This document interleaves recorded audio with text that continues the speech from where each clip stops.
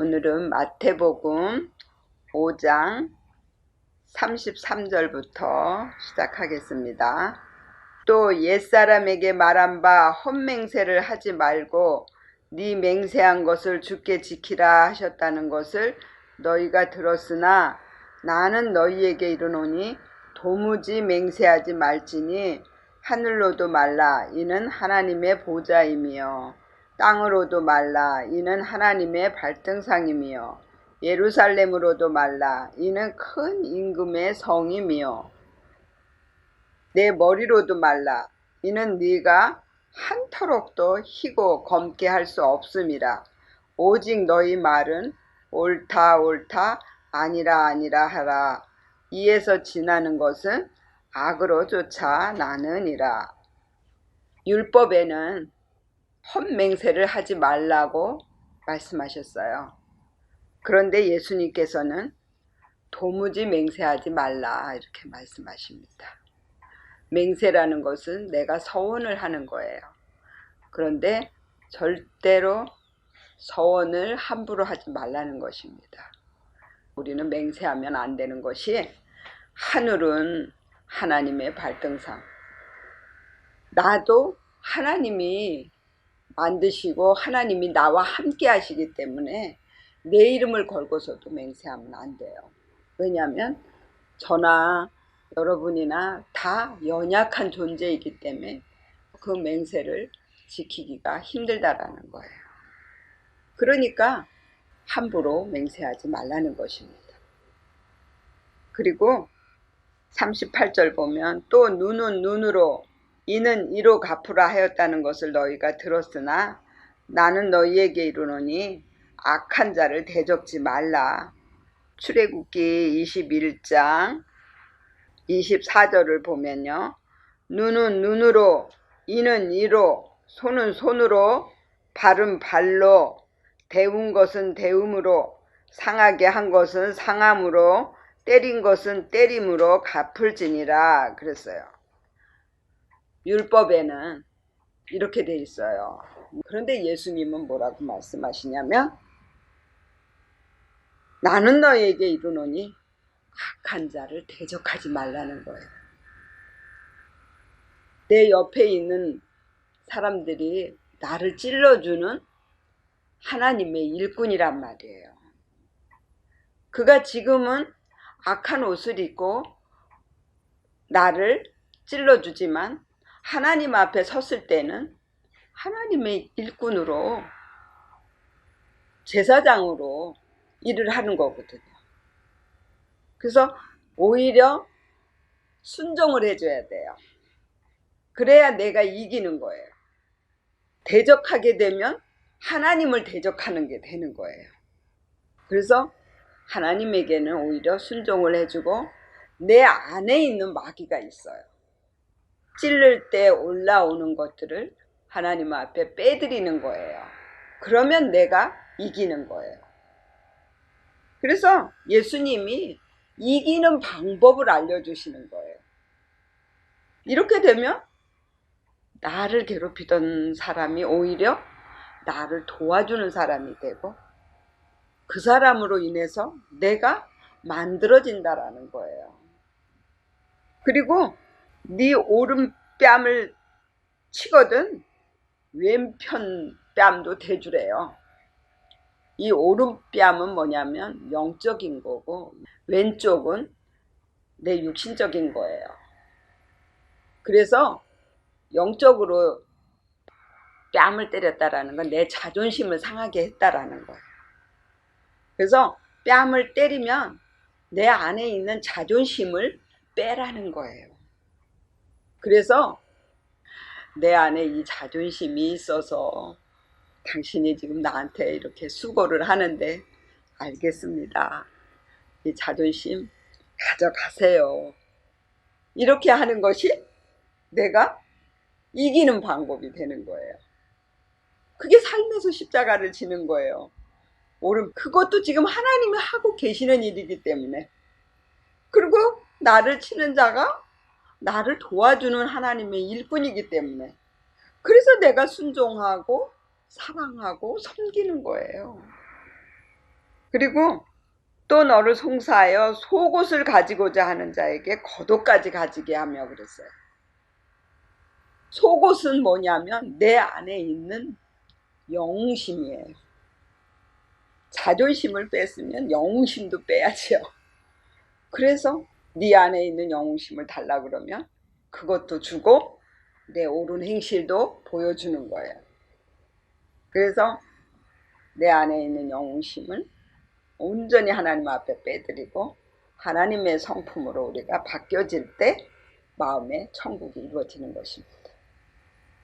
그리고 누구든지 너로 억지로 오리를 가자 그러면 그 사람하고 심리를 동행하래요.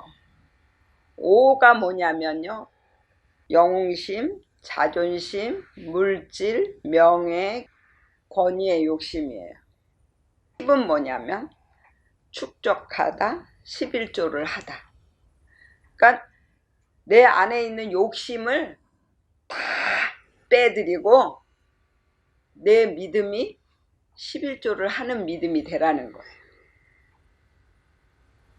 11조를 하는 믿음은 하나님을 사랑하고 내 이웃을 내 몸과 같이 사랑하는 믿음이 바로 11조를 하는 믿음이에요. 그래야만 내 마음에 천국이 이루어질 수가 있어요.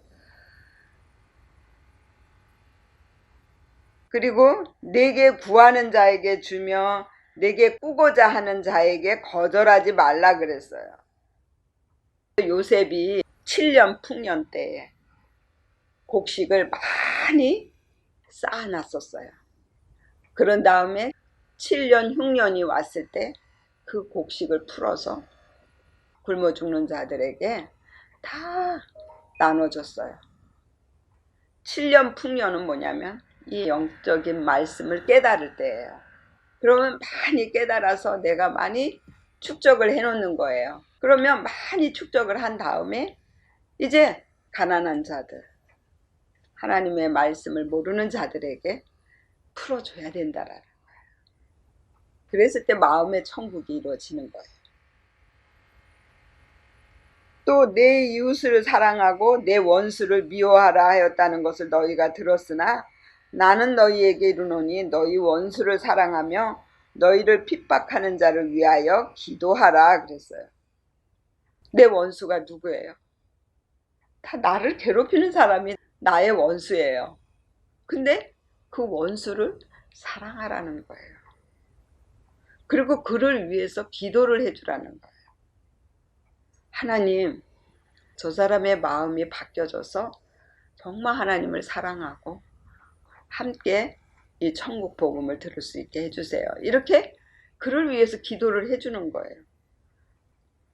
이같이 한즉 하늘에 계신 너희 아버지의 아들이 되리니, 그렇게 할 때에 우리가 하나님 아버지의 아들이 되는 거예요. 이는 하나님이 그 해를 악인과 선인에게 비치게 하시며 비를 의로운 자와 불의한 자에게 내리우심이니라 그랬어요. 하나님은 선한 자나 악한 자에게나 똑같이 햇빛을 주시고 비를 내려 주신단 말이에요. 그래서 우리는 아무도 내가 판단하면 안 되는 거예요. 그 원수는 오히려 나를 위해서 일하는 하나님의 일꾼이기 때문에 그 사람으로 통해서 내 안에 올라오는 것들을 뺄 수 있게 된단 말이에요. 그래서 원수가 아니에요. 내가 사랑해야 되는 사람이에요. 하나님이라니까요. 그래서 우리가 사랑할 수밖에 없어요. 그러면 우리가 하나님의 아들로 인정을 받게 되는 거예요. 근데 계속 원수를 대적하고 미워하면 나는 마귀의 종을 살게 돼요. 마귀의 종으로 살게 되면 결국은 사망에 이르게 돼요.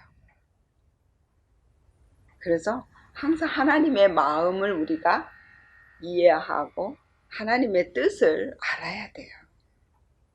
저 사람에게나 나에게나 똑같이 하나님이 사랑을 하시는구나. 내 생각에는 저 사람이 나를 괴롭히니까 하나님이 저 사람한테 저주를 내리고 저 사람을 막 혼을 내줬으면 좋겠어요. 그런데 그건 아니라는 거예요. 내가 부모인데 똑같이 형제가 있어요. 그러면 그 형제 중에 누구 하나를 지옥을 보내고 하나를 영생을 하게 만들겠냐고. 내가 생각할 때 나쁜 거지 하나님이 보실 때는 아무것도 아닌 거예요. 그래서 우리는 서로 사랑을 해야 돼요. 그리고 46절 보니까 너희가 너희를 사랑하는 자를 사랑하면 무슨 상이 있으리요? 세리도 이같이 아니하느냐. 나를 사랑하는 사람만 내가 사랑한다면 그건 누가 못해요. 그러니까 나를 미워하고 괴롭히는 사람도 내가 사랑할 수, 내가 예수가 되는 거예요. 그리고 47절에 또 너희가 너희 형제에게만 무난하면 남보다 더하는 것이 무엇이냐. 이방인들도 이같이 아니하느냐. 그러므로 하늘에 계신 너희 아버지의 온전하신가 같이 너희도 온전하라 그랬어요. 내 형제에게만 내가 좋아하는 사람만 사랑하면 그건 이방인들도 세상 사람들도 다 자기가 좋아하는 사람은 다 사랑해요. 그러면 우리가 하나님의 아들이라는 표시가 없는 거예요. 그래서 우리는 나를 힘들게 하는 사람이나 나를 도와주는 사람이나 이렇게 하나님의 사랑으로 사랑을 해야만 내가 온전한 믿음이 되는 거예요. 그래야만 저와 여러분들 마음속에 천국이 온전하게 이루어질 수 있습니다. 그렇게 되어지시기를 예수의 이름으로 축원을 드립니다. 아멘. 기도하겠습니다. 예수님이 우리에게 오셔서 본을 보여주셨듯이 우리들도 예수님을 따라서 온전한 믿음으로 나아가기를 원합니다. 그래서 이 말씀을 들은 대로 삶에서 지켜 행할 수 있도록 하나님이 우리에게 믿음을 더하여 주옵소서. 감사드렸고 예수님의 이름으로 기도 올렵나이다. 아멘.